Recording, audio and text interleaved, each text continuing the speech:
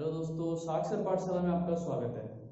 आज काफ़ी दिनों बाद हम क्लास ले रहे हैं। आज हम क्लास में स्टडी करने वाले हैं कुछ खास टॉपिक। आज हम पढ़ने नहीं वाले, आज हम थोड़ा सा नॉलेज लेने वाले हैं सिलेबस के बारे में कि एक्चुअल में हम पढ़ेंगे क्या। अभी तक हम पढ़ते आ रहे हैं बायोलॉजी का, जो साइंस का टॉपिक है वो हम पढ़ते आ रहे हैं। बायोलॉजी के जितने भी टॉपिक्स है धीरे धीरे कवर करते जा रहे थे हम।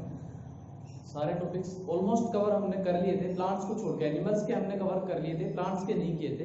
प्लांट्स के भी कर लेंगे, लेकिन उससे पहले केमिस्ट्री भी पढ़ना जरूरी है। तो हम आज बात करेंगे केमिस्ट्री के बारे में, फिजिक्स के बारे में और बायो के बारे में, ठीक है। लेकिन जो मेन जो अपना मुद्दा होगा वो होगा केमिस्ट्री का, ठीक है। गर्मी बहुत बढ़ रही है, बीच में जो बारिश भी हो जाती है जिससे कोरोना बढ़ रहा है, तो सेफ रहो, घर रहो, ठीक है। अब देखो, हमारे पास जो 10th क्लास है, एनसीईआरटी है, इसके अंदर सिलेबस बताऊंगा मैं आज आपको इसका, तो इसके लिए आप वीडियो का एंड तक देखिए। इसके अंदर 3 पार्ट्स में है, केमिस्ट्री, फिजिक्स एंड बायो। देखो, बायोलॉजी हमारा चल रहा है कंटिन्यू, ठीक है। बायोलॉजी का चल रहा है जो कंटिन्यू वीडियो आपको मिलते जा रहे हैं, आप उनको स्टडी कर सकते हैं, रीड कर सकते हैं, ठीक है। इसके अलावा एक पार्ट है केमिस्ट्री, एक पार्ट है फिजिक्स, ठीक है। 3 पार्ट्स हैं हमारी एनसीईआरटी सीबीएसई जो 10th बोर्ड है। इसके अंदर देखो, जो बायोलॉजी है इसका क्या है, केमिस्ट्री का क्या है। जो बायोलॉजी और केमिस्ट्री है ना, ये थोड़े ज्यादा मार्क्स इनका जो थोड़ा ज्यादा होता है। जो बायोलॉजी अराउंड 30 मार्क्स का होगा, ठीक है। फिजिक्स और केमिस्ट्री जो 50 मार्क्स में से होगा, टोटल 80 मार्क्स का पेपर होता है। उसके अंदर से जो केमिस्ट्री है वो 27 और 23, इतने मार्क्स इनके अंदर लगभग होते हैं, ठीक है। लगभग इतने मार्क्स के इनके अंदर पेपर होंगे हमारे, मतलब पेपर के अंदर इतना इनका आएगा। अब देखो, बायोलॉजी का हम कर रहे हैं, अब हम पढ़ेंगे केमिस्ट्री के बारे में, देखेंगे केमिस्ट्री में कौन कौन से चैप्टर है और कौन कौन से हम पढ़ने वाले हैं। जो आगे हम पढ़ेंगे वो कौन कौन से पढ़ने वाले हैं, ये मैं आपको आज बताने वाला हूँ। अब देखो,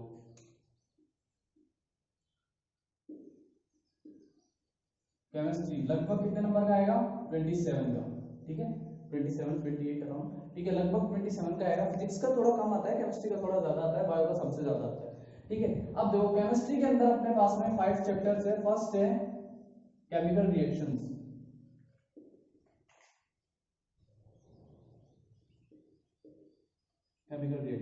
केमिकल रिएक्शंस में सबसे इसके अंदर कैसे क्या क्या टॉपिक्स है केमिकल रिएक्शन में। केमिकल रिएक्शंस में तो रिएक्शंस के टाइप हैं, केमिकल प्रॉपर्टीज हैं उनकी, ठीक है, कि कितने टाइप्स की रिएक्शन होती है, कौन सी रिएक्शन में क्या चीज होती है, किस में क्या एडिक्शन होता है, किस में क्या सब्सट्रैक्शन होता है, ठीक है। और इसके अलावा इसके अंदर है ऑक्सीडेशन है, रिडक्शन है, ठीक है। ये वाले इस चैप्टर में है। ये हमारा केमिस्ट्री का फर्स्ट चैप्टर है जिसके लिए हम कल से पढ़ना शुरू कर देंगे।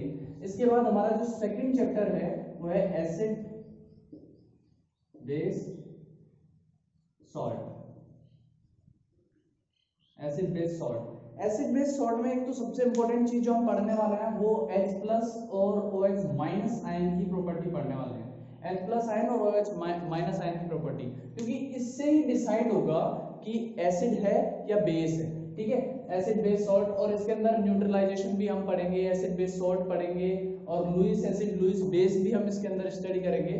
और pH scale, importance of pH scale हम पढ़ेंगे। और जो डेली लाइफ है उसके अंदर जो भी एसिड बेस सॉल्ट हमारे यूज में आते हैं वो सारे हम देखेंगे। इसके अलावा प्लास्टर ऑफ पेरिस है और भी बहुत सारी चीजें हैं जो हम इसके अंदर, बेकिंग सोडा है, वॉशिंग सोडा है, जो हम इस चैप्टर के अंदर स्टडी करेंगे, ठीक है।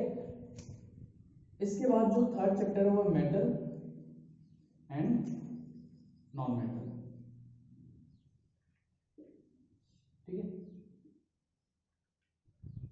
Metal and non metal, metal and non metal के अंदर देखो, ये वाला चैप्टर हमारा बहुत इंपॉर्टेंट रहने वाला है। इससे बड़ा क्वेश्चन भी बनता है। इसके अंदर देखो, एक तो हम जो मेटल और नॉन मेटल है ना, इन दोनों की केमिकल प्रॉपर्टी,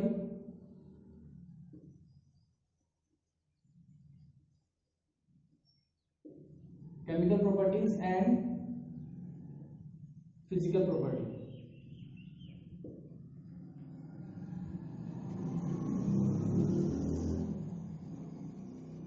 ये इसके अंदर हम स्टडी करेंगे। दोनों की, मेटल की भी और नॉन मेटल की भी, दोनों की केमिकल प्रॉपर्टी और फिजिकल प्रॉपर्टीज दोनों स्टडी करेंगे कि फिजिकल स्टेट में कैसे कैसे ये होते हैं और इसके अलावा केमिकल प्रॉपर्टीज इनकी क्या क्या होती हैं, ठीक है, किसके साथ क्या रिएक्शन करते हैं, किसके साथ क्या रिएक्शन नहीं करते हैं, ये सारी चीजें हम मेटल एंड नॉन मेटल में पढ़ेंगे। फिर मेटल्स के हम टाइप्स पढ़ेंगे, सॉरी मेटल्स के टाइप्स नहीं, हम पढ़ेंगे रिएक्टिविटी सीरीज जो होती है कि ठीक है कौन सा मेटल कितना रिएक्टिव है, कौन सा मेटल कितना रिएक्टिव नहीं है, किसकी रिएक्टिविटी ज्यादा है, किसकी रिएक्टिविटी कम है, इसके बारे में हम सारा इस चैप्टर के अंदर डिटेल में पढ़ेंगे, ठीक है। और इसके अलावा जो मेटल्स होते हैं इनको हम किसी भी चीज से निकालते कैसे हैं, ठीक है, उस चीज जैसे कैल्सिनेशन है, ठीक है, ये सारी चीजें हम उसके अंदर पढ़ेंगे इसी चैप्टर के अंदर, सॉरी, ठीक है। अब देखो इसके बाद में हमारा चैप्टर है कार्बन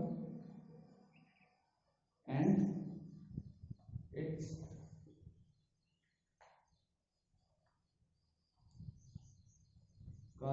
कंपाउंड।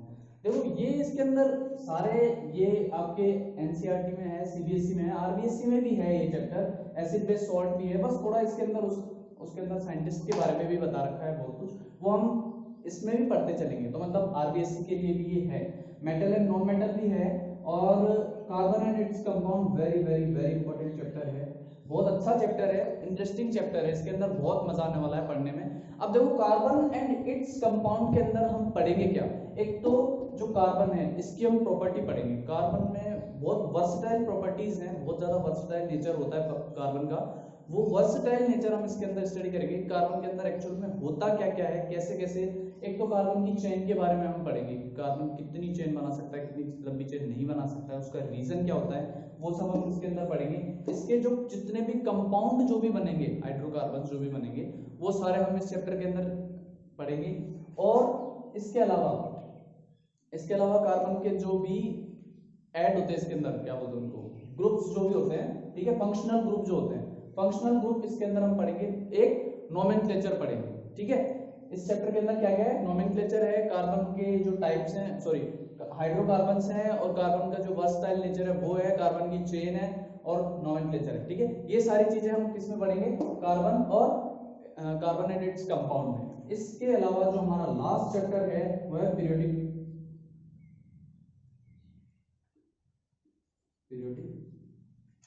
स्पेलिंग्स पे मत जाना, क्लासिफिकेशन,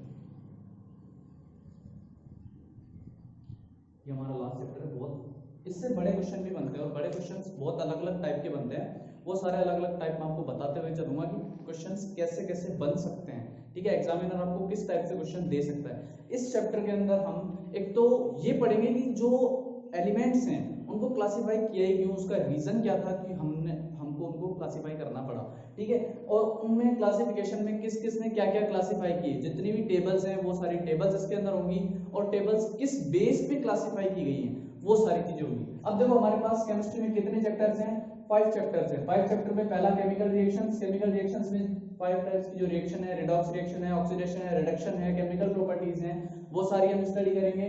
एसिड बेस सॉल्ट के अंदर क्या क्या है, H+ और OH आयन इसके अंदर सबसे इंपॉर्टेंट रहने वाला है। इसके अलावा pH स्केल की इंपॉर्टेंस, एसिड बेस सॉल्ट की जो रेगुलर लाइफ है, हमारी रूटीन लाइफ है, उसके अंदर जो इंपॉर्टेंस है वो, और इसके अलावा जो भी बेकिंग सोडा है, washing soda, plaster of Paris, इनके यूजेस हमारी डेली लाइफ में, फिर ये हम इस चैप्टर में स्टडी करने वाले हैं। और इसके अंदर लुईस एसिड, लुईस बेस, ये भी हम पढ़ लेंगे क्योंकि आरबीएससी का है। इसके अलावा जो हमारा मेटल एंड नॉन मेटल है, ये चैप्टर हमारा एग्जाम के लिए इंपॉर्टेंट भी रहने वाला है, क्योंकि इसके अंदर एक तो मेटल और नॉन मेटल की क्या है कि केमिकल बड़ा क्वेश्चन यहाँ से बनने के चांसेस होते हैं, केमिकल प्रॉपर्टीज भी हैं और फिजिकल प्रॉपर्टीज भी हैं। फिजिकल प्रॉपर्टीज इंपॉर्टेंट नहीं है क्योंकि वो आप 8th क्लास से पढ़ते हुए आ रहे हो, लेकिन केमिकल प्रॉपर्टीज बहुत इंपॉर्टेंट है। इसके अलावा इनको अलग करने के लिए जो भी हम पढ़ेंगे, जो और गैंग, वो सारी चीजें भी हम इसके अंदर पढ़ेंगे, ठीक है। और फिर इसके बाद में कार्बन एंड इट्स कंपाउंड, इस चैप्टर के अंदर कार्बन के जो जितने भी कैरेक्टर्स हैं वो हमको बताने हैं कि कार्बन में वर्सटाइल नेचर क्यों है कार्बन का, ठीक है, ये लंबी लंबी चेन क्यों बनाता है, कंपाउंड्स इतने सारे क्यों होते हैं, हाइड्रोकार्बन क्या होता है, ये सारी चीजें हम इस चैप्टर में पढ़ेंगे। और इसके साथ साथ इसका नोमेनक्लेचर पढ़ेंगे, इसका नामकरण, कार्बन की जितनी भी चेन है उनका नाम कैसे लिखते हैं, ठीक है, कैसे स्टार्ट करते हैं, IUPAC में भी उसका नाम कैसे लिखते हैं ये भी बताएंगे। और इसके अलावा कार्बन के जो फंक्शनल ग्रुप हैं वो ऐड होने के बाद में क्या नाम बनेगा, और वो जब नहीं होंगे तब क्या नाम बनेगा, फंक्शनल ग्रुप कहाँ कहाँ ऐड हो सकते हैं, कहाँ नहीं हो सकते, ठीक है, और उनके फॉर्मूलाज क्या बनेंगे, ये सारी चीजें हम कार्बोनेटेड कंपाउंड में पढ़ेंगे। ठीक है, और लास्ट है पीरियोडिक क्लासिफिकेशन। ये वाला चैप्टर बहुत अच्छा चैप्टर है, और इस चैप्टर के अंदर हम पीरियोडिक क्लासिफिकेशन, पीरियोडिक टेबल है, जो भी एलिमेंट्स हैं उनको अरेंज करने का एक सिस्टम है, वो सिस्टम किस किस ने कैसे कैसे दिया था, ये हम इस चैप्टर में स्टडी करेंगे, और इसके बारे में सारी चीजें देख लेंगे कि किन प्रॉपर्टीज के बेस पे एडजस्ट किया। ठीक है, तो ये हमारा केमिस्ट्री का था। बायोलॉजी का हमारा कंटिन्यू चल रहा है, जो अभी तक आपको बहुत सारी वीडियोस मिल चुकी हैं, आप देख सकते हैं। और बाकी ये हम कल से स्टार्ट करने वाले हैं। कल जो हमारी वीडियो होगी वो होगी केमिकल रिएक्शंस। इस चैप्टर पे हम केमिकल रिएक्शंस स्टडी करेंगे। तो अगर आपको और कुछ भी सिलेबस से रिलेटेड अगर जानकारी चाहिए तो आप कमेंट सेक्शन में पूछ सकते हैं। कोरोना बहुत फैल रहा है, सेफ रहिए, घर पे रहिए, और थोड़ा गर्मी से भी बच के रहिए, गर्मी भी बहुत तेज है। ठीक है, थैंक यू सो मच, बने रहिए।